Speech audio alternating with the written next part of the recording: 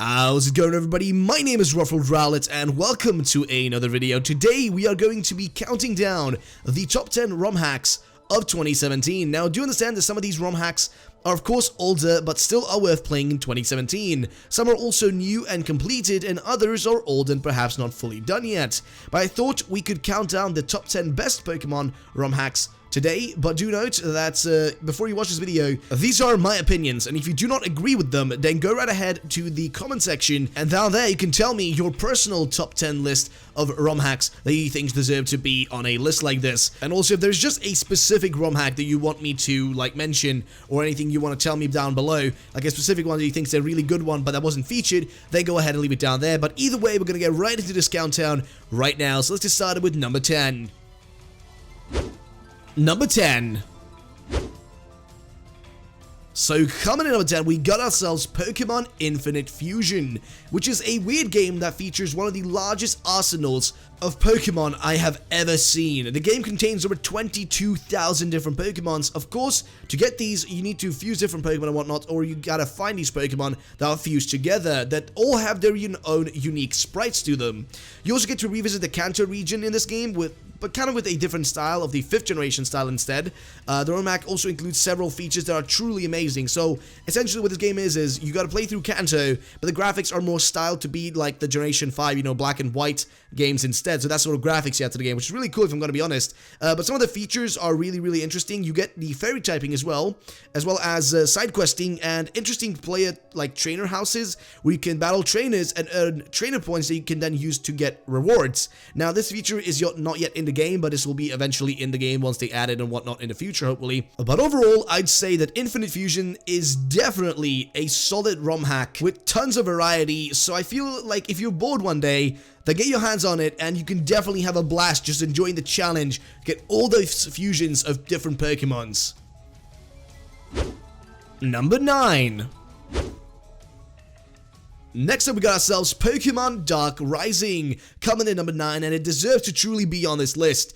Dark Rising is known to be one of the hardest ROM hacks out there. Genuinely, it's one of the hardest ones. The game starts out with a dream, and then you are essentially flung into this grand adventure. The game features over 386 Pokemon that vary between the Kanto, Johto, Hoenn, Sinnoh, and Unova regions, and all their different Pokemons. There are, of course, as usual, 8 badges in the game, and the game does include some really new moves and abilities from newer generations. The story in this game is a bit weird, but I do not want to spoil it, and all I can say is that this just has an interesting plotline. But what's really special about this game is that it's one of the hardest games out there. Dark Rising is one of the hardest ROM hacks, and a lot of people have a struggle with it, especially if you're doing a Nuzlocke. You'll have to grind like crazy. The game is really hard, definitely. There are, of course, Dark Rising 2, if I remember correctly, and a few more versions of this game that you can try out, but of course, do check them out. All these games are out there, you can check them out fully, and they're really enjoyable. Let's get to the next one. Number 8. Now, next up is going to be Pokemon Glazed, which features so many cool things, and it has so many different regions. So first of all, you got ourselves the 2-node region, and then we got ourselves the Rancor region, as well as the Johto region in this game. So there's a lot of regions you can explore. There's a lot of gameplay that can be put out of this game. There's so many things you can actually do. The game includes 5 different starters to select between compared to the normal 3 in other games. You can also catch all these starters in the wild as well, which is really cool. The game also includes up towards Generation 5 Pokédex, as well as the legendary from Generation 3 to Generation 5. The overall storyline of Pokemon Glazed starts out with you as the character or the player having your birthday, and you're about to get your first Pokemon. It's just like most other kids in the area and most other Pokemon games. You receive your first Pokemon on that day, and you're then going to go on this huge-ass adventure. I gotta say, Pokemon Glazed is a sick game, and one that I used to play a very long time ago. The game has loads of interesting things going for it, and it's just overall really cool plotline in the game that's really good. There's so many few little side quests and stuff you can do, and just so many things to explore. The game is huge. The ROM hack is just giant. So many things to actually do in it. So I definitely say check this out if you have a lot of time in your spare time, essentially. Just want to kind of spend it, then go and check this out. It's definitely worth your time. Number 7. Now, next up is going to be a set of games that are essentially additions and slight remakes of original games. So we have ourselves Blaze Black and Walt White, as well as the second versions, Blaze Black 2 and Walt White 2, that are even harder than the first versions. So in overall terms, all the changes in these versions is essentially the difficulty and slight event changes in these games compared to the original Black and White. Also, all these 649 Pokemon are catchable in these versions, no matter if you play in the White or the, Black versions, depending on if you're playing Walt White or, Blaze Black. No matter which one you play, you can always catch all the 649 Pokemon. What makes these versions really shine is the fact that they aim to be like this randomized playthrough where things can get very, very hard for you. The main goal is to make you reconsider what you know about Pokemon and their capabilities, since they're really changed in this game. Like, the abilities of certain Pokemon are changed. Things are really different. Like, it's going to be harder for you. So it's one of those ROM hacks that you really gotta just be prepared for. There's a lot of things that are gonna be changed. It's pretty neat of a set of like hacks, I'm gonna be honest. Like, there's a lot of changes in them that do make them interesting and definitely worth playing through. So if you plan on actually playing through the old Pokemon, Black and White, I'd say if you're feeling like up for a challenge and whatnot, I'd definitely try out these versions instead. Could be fun to try out, definitely. So go check them out for sure. Number 6.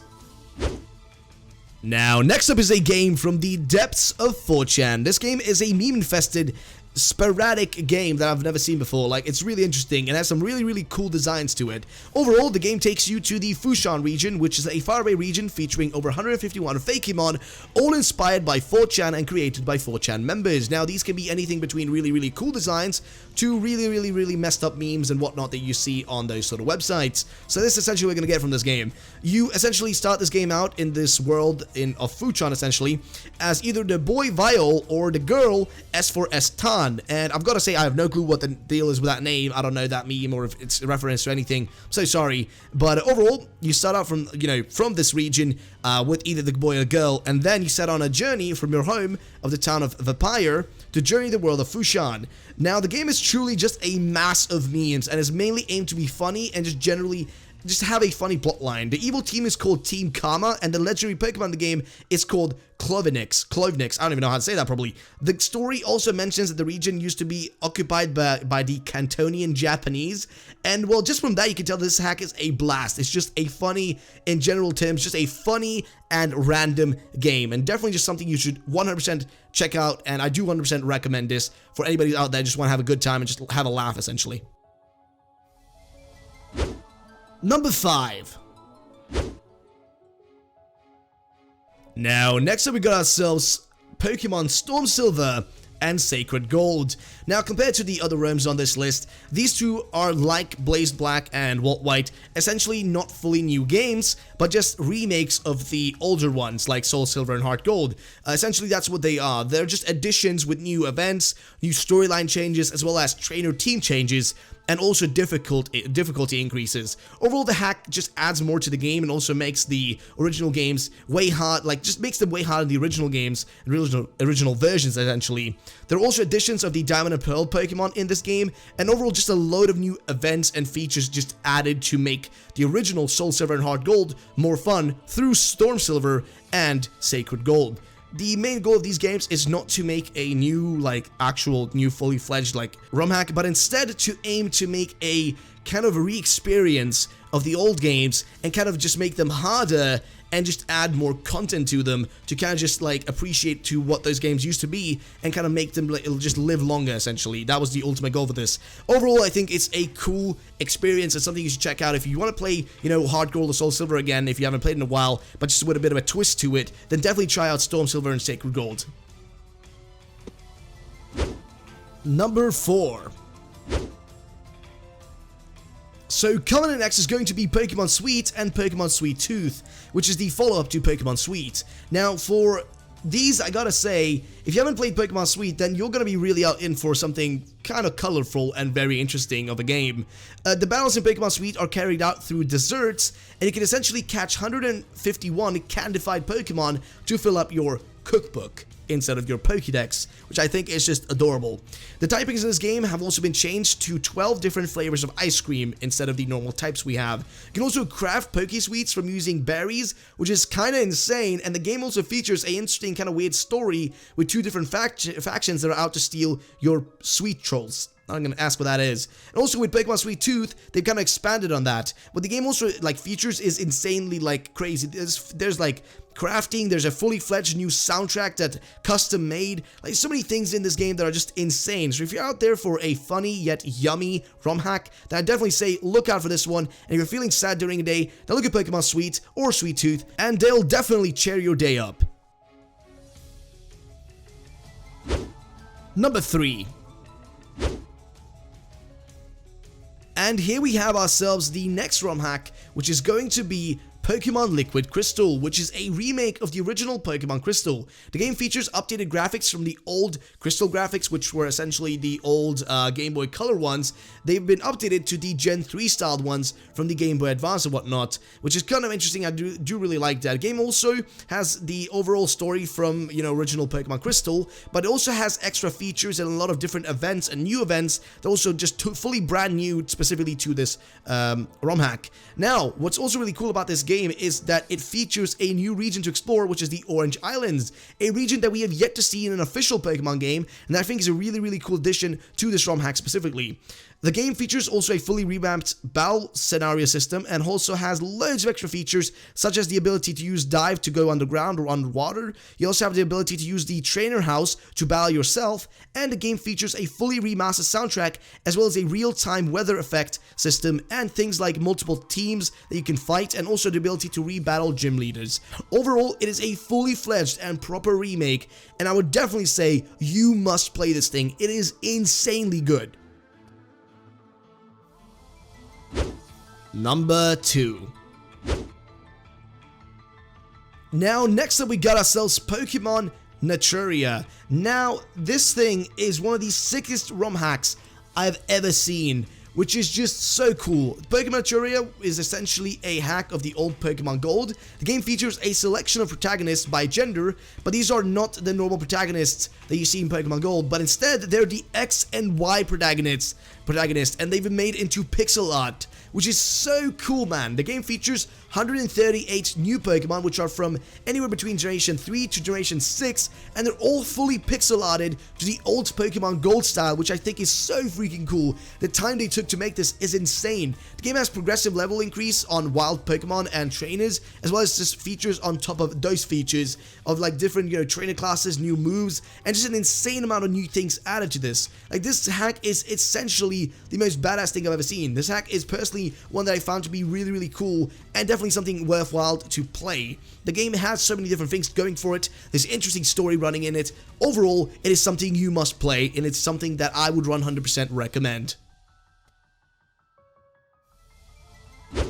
Number 1.